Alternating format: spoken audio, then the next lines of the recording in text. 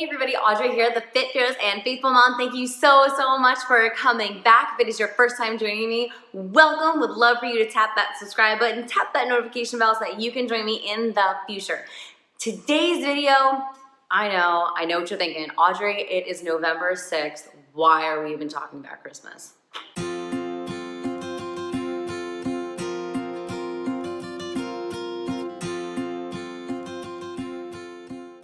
Okay, so now before you bring out the pitchforks and say, like, we just got done with October, we just got done with Halloween, we're not even near Thanksgiving yet, hold on just a second. First things first, today's video is a collaboration with my friend Lisa over at the Catholic Marathon Mom. If you haven't checked her out, her link will be in the description box below. So she has a great video for you today to check out, so please go check her out. Now, number two, going back to the whole time frame thing of why are you doing this video when it is so early? Well, here's why, is because we are actually traveling and on the road for the last quarter of the year, and I'm very excited about it, but I want to be organized with what we're doing because we're getting back right before Christmas. So no, I am not trying to rush the holidays by any stretch of the imagination. It's just we are on the road traveling and just trying to keep myself organized for Christmas, but we are not taking away what Christmas truly is, which is about Christ, and that leads me into how we do our actual gift giving. So here we go. Now, we do things a little bit differently, and this is something new, is that we do 4 gifts per kids, and that is it. What do? Want, need, wear, read. So what do they want? So they get one thing that they want, that they've been asking for, and it can't be something which they really don't ask for crazy stuff because they don't watch television, so they don't even see like the commercials of like the latest and greatest and stuff like that. So want. Then what do they need? So do they need socks, underwear, things like that? Something to wear, and then something to read. So I am standing today because I've got a bunch of stuff that I wanted to show you that's right over here. So I'm gonna start grabbing some of the wants. Okay, now we are big into projects in our house. So we have, here's some just different ideas. Here is a, oh my goodness. Here is a soap making kit. Here's a soap making kit. Kyler has made some of her own soaps and things like that, and it's kind of sciencey based too, but there's a bunch of different projects that are in here, and it's really neat to see what you can do. So you can, you know, be as creative as you want. Everything that I'm talking about today is linked in the description box below so that you can check it out for yourself, and no, it will not break the bank. Okay, so the next one that we have is a relatively new thing, and we're still working on it, but it is Invent the Board Game. The greatest board game, and it's so cool because they give you a blank board game. See, like right here, they give you cards, they give you your own spinner, and everything is blank. So this is their just, you know, little example for you, but it's really cool because Kyler's actually creating her own game right now, and before she's allowed to touch anything in here, she sketched it out on a piece of paper, and we've played it a couple times. So this is a really neat game. All right, now this one is cool. It is the laser maze. It's science logic maze for juniors. So it seems a little intense, but it's really cool because the kids have to use these mirrors, and they have to, there's an actual laser, so don't look at the laser, but you actually have to, there's little like puzzles, and you have to figure out like how to move these mirrors and how to move different pieces to get the, what is it called? It's this little thing. It's this, oh my goodness. Okay, it's escaping me, but you see it. You have to get this to light up, like the little light that's right there. You have to get it to light up. So this is really neat. All right, now, so those are some of the brainier type games that we have gotten in the past.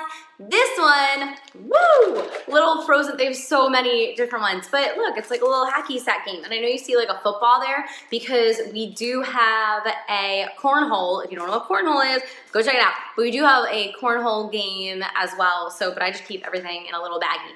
But this is great. So they love coming into the gym and setting this up, and they set up their own little like fair with some of these types things as well. So this is pretty cool. I like this. Whoever started selling this little gem needs to be bought dinner several times over. This is kinetic sand. I know there's different types of sand out there, but I really prefer the kinetic sand because it does not go all over the place.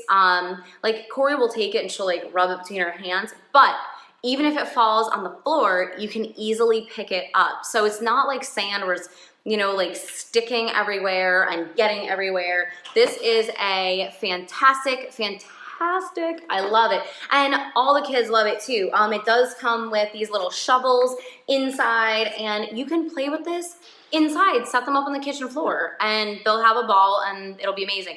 Now, okay, let me take that back. I know that I just said that you can play with it. Do not play with it like directly on the kitchen floor. There's something, if you wanna let me know what is inside of here, let me know, because it has this like oil stuff that's in it or some kind of something, I guess, that like holds it together, and your floors will turn kind of greasy and it's interesting. So yes, you can play with it in the house, but I do suggest like do it on the kitchen table or do it like in a pan, like get an aluminum pan for each kid, or we have what we call crawfish trays, big round trays, you know, barbecue tray, get that.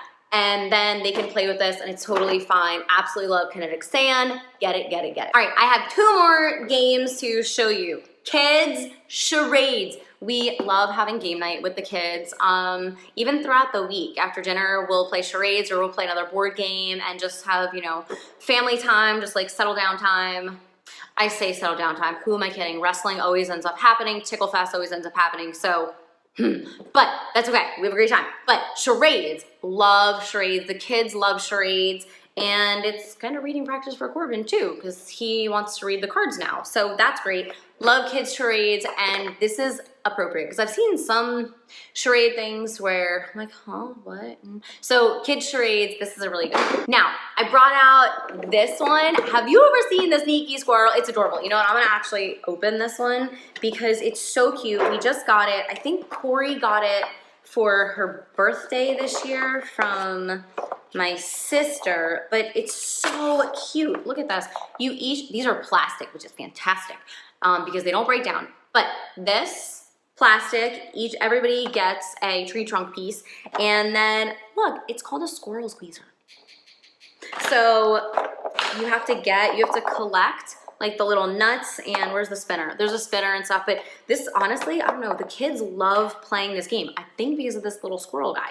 So we love this game too. Okay, now let's move into the reading part. I'm gonna break this down between different Catholic books that you can get for kids, whether it's your kids or other kids, and then I'm gonna do some of like little fun, little mainstream books and stuff. And for the where, I'm just gonna give you a little snapshot, and then I'm gonna do another video, a separate video on the where. So let me go get this other stuff. All right, for our younger kiddos, I have this little Christmas book that's right here. It's The First Christmas.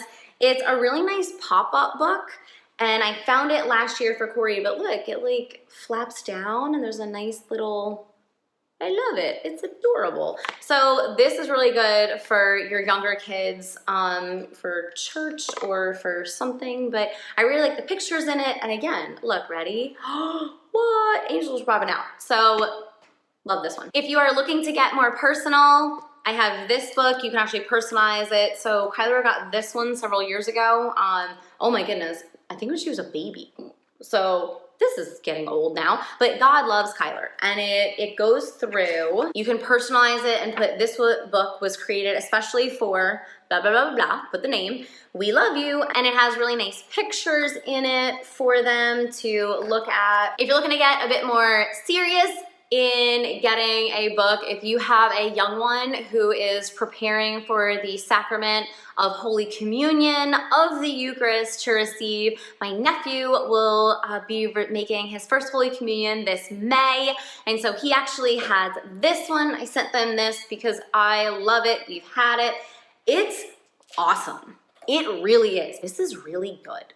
and the kids have sat here. The kids have sat just on their own, like Kyler will be reading it to them, Corbin will be looking at it, but it goes through every single sack. It starts with the Eucharist, it has an introduction in it, and I really, really like the way that it's laid out. So this is a really good one. Okay, I have been waiting to share this book for so long. Are you ready? Can you handle it? Have you ever seen this book? Okay, so now we're getting into like mainstream books. Last year at co-op, I peeked in the window. It was the end of our co-op day, and one of the teachers had this book. And as she was opening it, can you handle it? Are you ready? Ready? Okay, this book is so cool. It's so neat. On every single page, it's not just, look at this. Isn't this cool? I have to look at myself to make sure I'm doing this correctly. Look at this. And then what you have are these side pages that are right here. And when you flip them up, crazy. Isn't this crazy?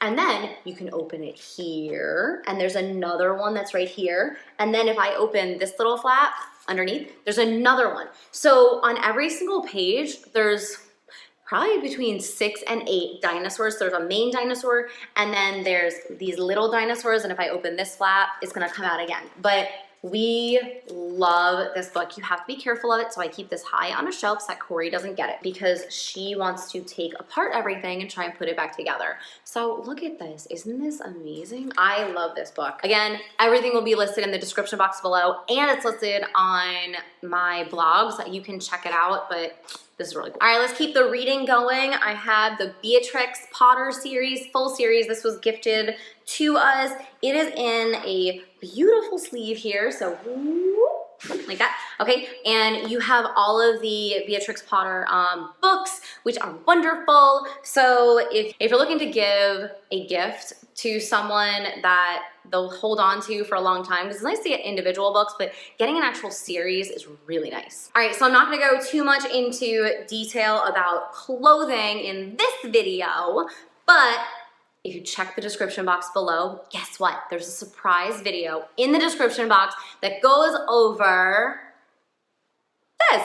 And it is what my kids wear to church. So if you're needing church clothes, because like we went through the wants and the reads, and then the needs is, of course, like I said, like the underwear and the socks and stuff like that. Like, what do they need? Or do they need like a water bottle? Do they need a backpack? Something like that.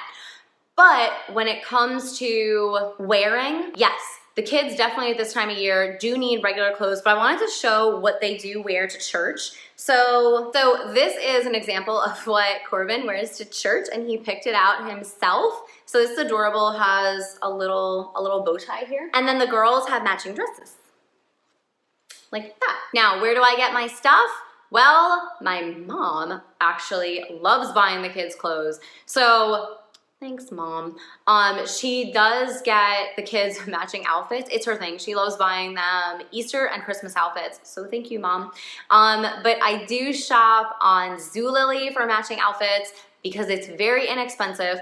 And I also shop at Burlington Coat Factory because it is so inexpensive. This suit, like full suit, was $17. What? There's nothing wrong with it. Like no stitching is off, no nothing. So if you have never shopped at Burlington Coat Factory, I highly suggest you go ahead and do that because it's great. So, all right, so remember, check the link in the description box below when this video is over, because I am going to take you through a little bit more detail about some of these outfits that I have here next to me. Surprise little video for you that will be officially released later on in a couple of weeks. So I hope this video was helpful. Let me know what you do for Christmas. We do 4 gifts each, super simple, and that is it. I hope that you have a wonderful week. If I can pray for you in any way, please let me know, and I would love to do that for you. Take care, everybody. Bye. Hey everybody, just want to say thank you so much for joining me again. Remember, check out those recommended videos over here, and don't forget, tap that subscribe button right down here so that you can become part of my community. Tap that notification bell, send me a message, leave me a comment below, and let me know how you're doing, how everything's going. I will catch up with you next time. Bye.